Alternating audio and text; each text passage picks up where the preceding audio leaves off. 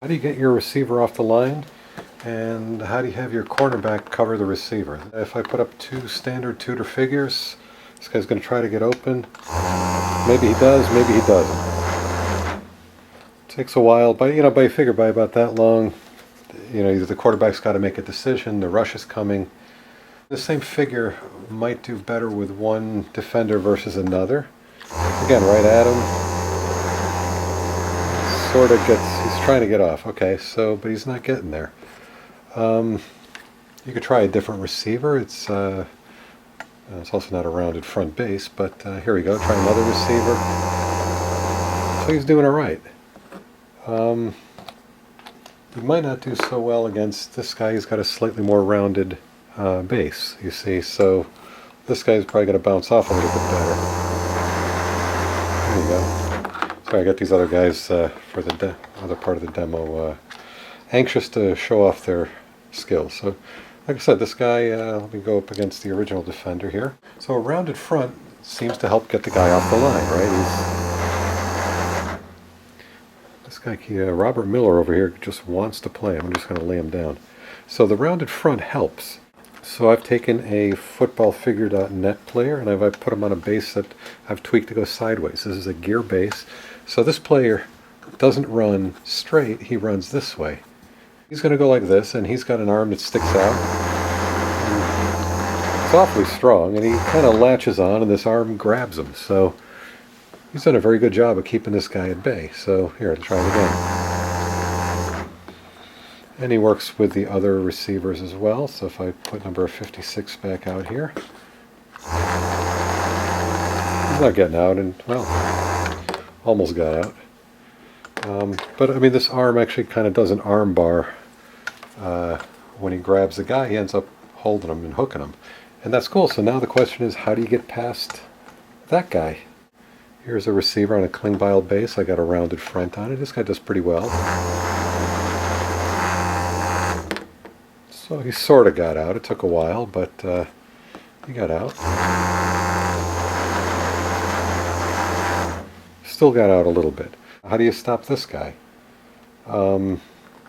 Just to show you, he's not gonna get rattled too much by these guys. He usually just bounces off and goes. And again, he's pretty fast, so once you got a little bit of a break, he's good to go.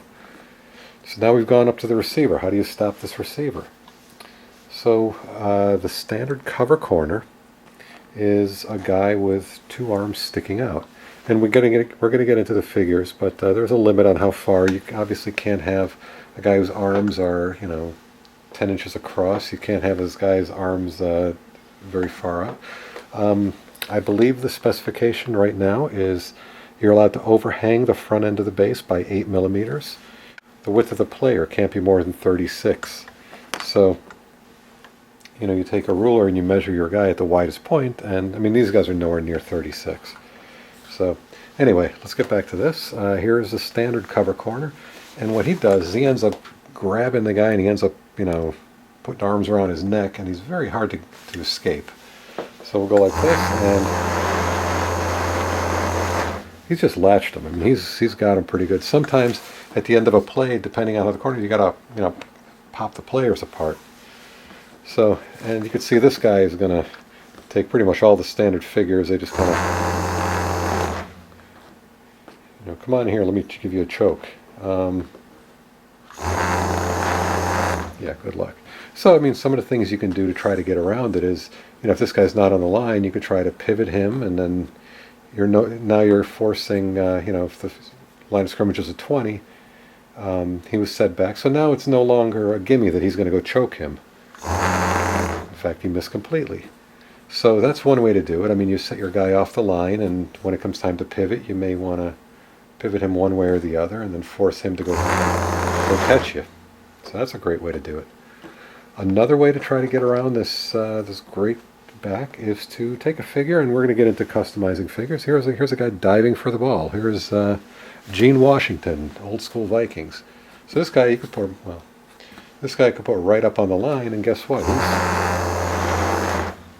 This chokehold doesn't quite meet. So it doesn't matter what the shape of the figure is when I'm covering number 84.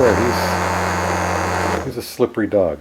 The only problem with him is he's low to the ground. So if you got a quarterback, of course, you're usually aiming for the base anyway, so that's not horrible.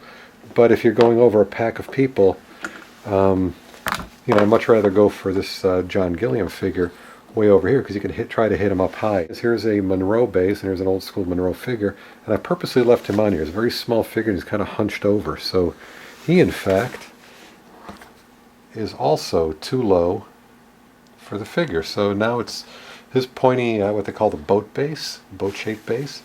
He's going to go after him, and he ducks out as well.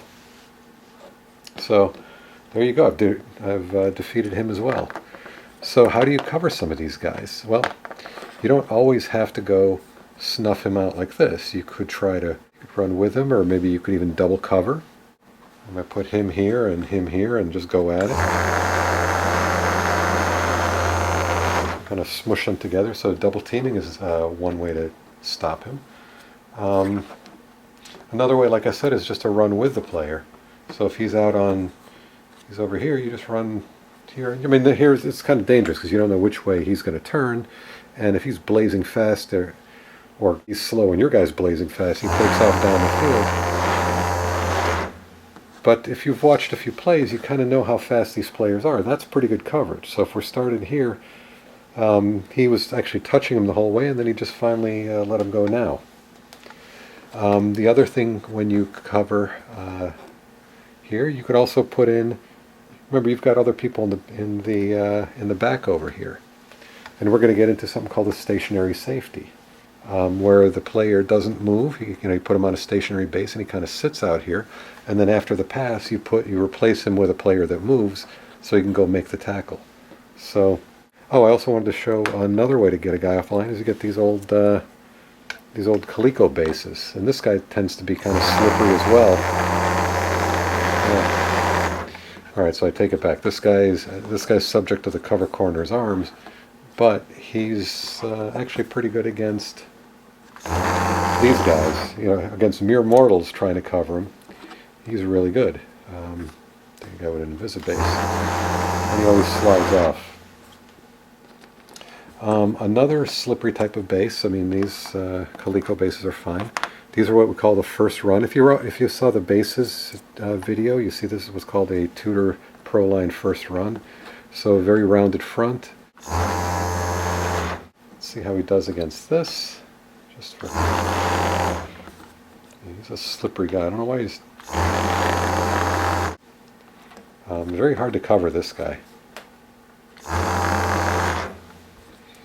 Again, and this guy, if he's angling this way during the game and there's no time to tweak, I might just angle him, so then I force this guy to try to make a tackle here, and good luck. So those are some options for getting receivers off the line, and also how to stop them.